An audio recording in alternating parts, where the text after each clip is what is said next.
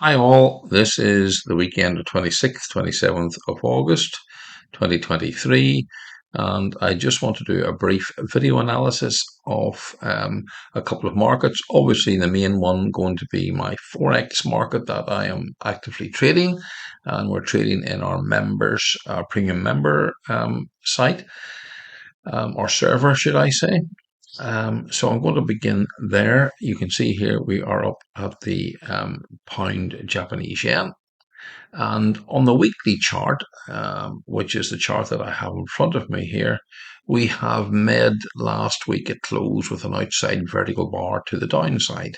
So, with that knowledge, folk, and you can see where the close is here, it is pretty close to the low. We've got a greater probability of last week's low being broken in comparison to the high, at least to begin with.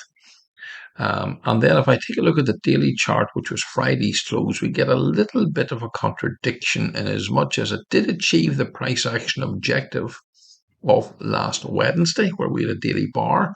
Thursday, we had an inside bar. And Friday, we just took this low out here by 3 pips. That low was 183.36.8, and Friday's low was 183.35.2. In fact, not even. I thought it was 3 pips, 36.8, 35.2.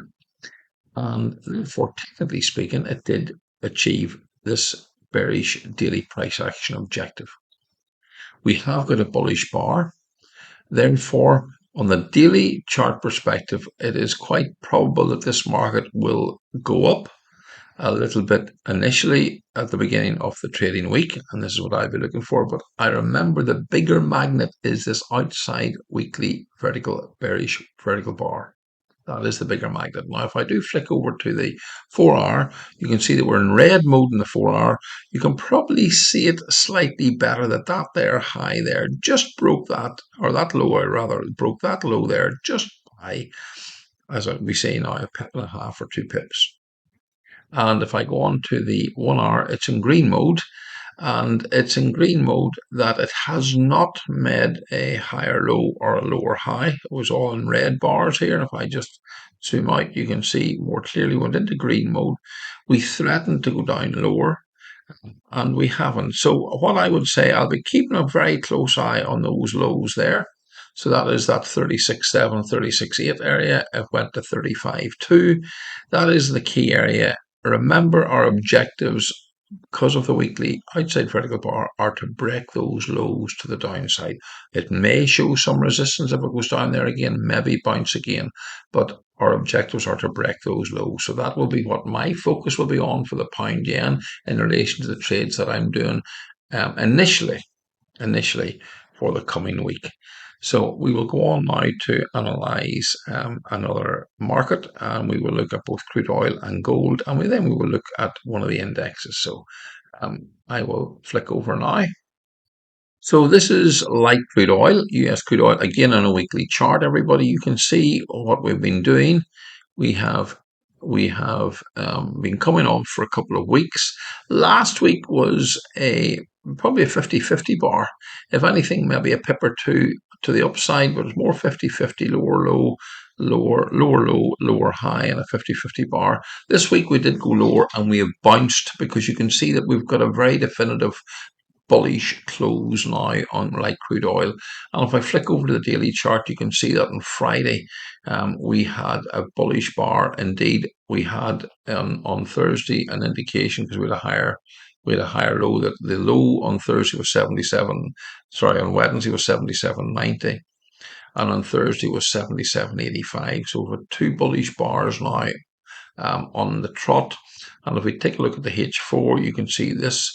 The 4 hour was quite a bullish, in fact, not quite a bullish, a very bullish 4 hour chart on crude oil. So if you are trading crude oil, again, our 60-minute chart is on a blue mode, as I call it, blue mode or red mode. And you can see here that we did get a confirmation of that being a high with this bar here. But I just zoom in? That bar there, I believe, confirmed that. That low was a low of 79.73. and that there was a close 79.72.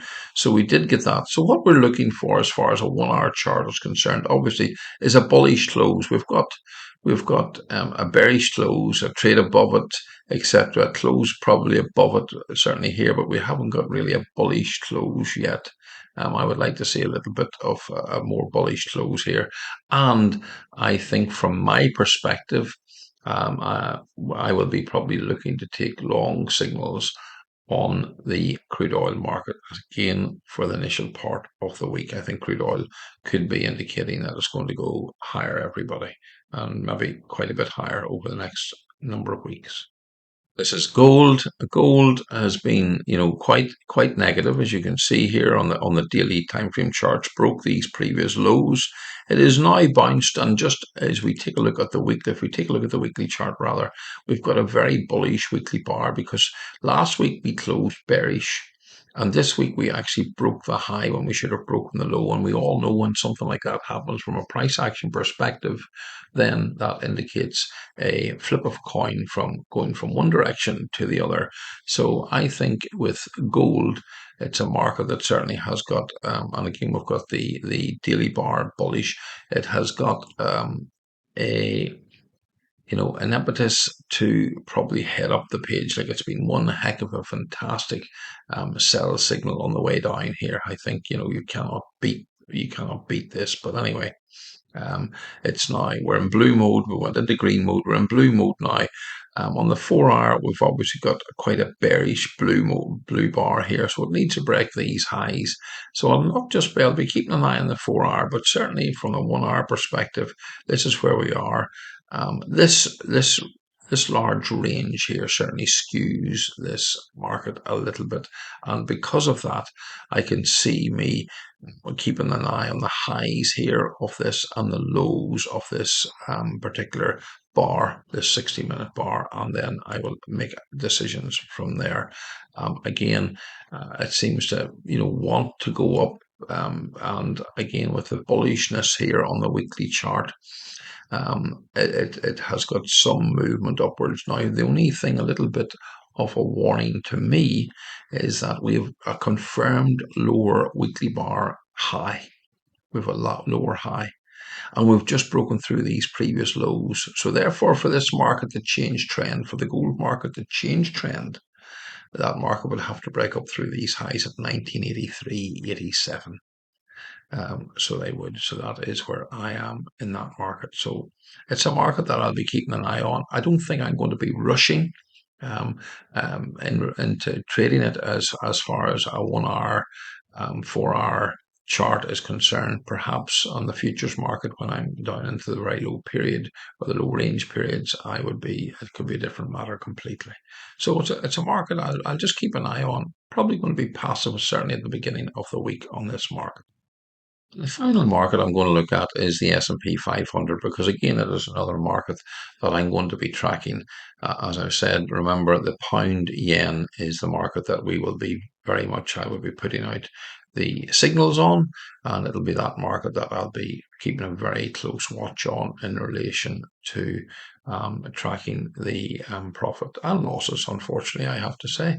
But again, the S&P here, I think there's going to be an opportunity within these markets here this coming week. Last week with a very bearish bar. Sorry, not last week, the week before with a very bearish bar. And you can see last week we've traded inside that very bearish weekly bar. And by doing that, and we've also got a close here that is actually closer to the low than it is the high of the weekly bar.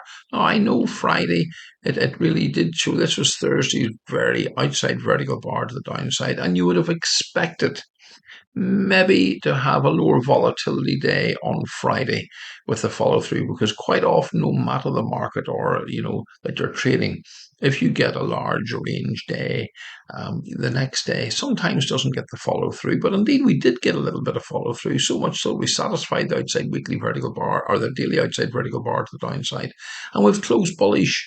We've closed bullish. So, as I've said in a comment on Friday, certainly the equity markets are showing great resilience. The US equity markets and even the FTSE too. So anyway, from my perspective here, there's where we are. We've got red bars in the 4 hour. We've got just starting to have green bars on the 60-minute, but the big influence for me, everybody, is this weekly bearish bar from 2 weeks back, and we traded inside that last week. So for me, I will be more interested in taking sell signals on the S&P 500. I hope you've enjoyed this analysis, and let's see how it plays out during the week. Thank you.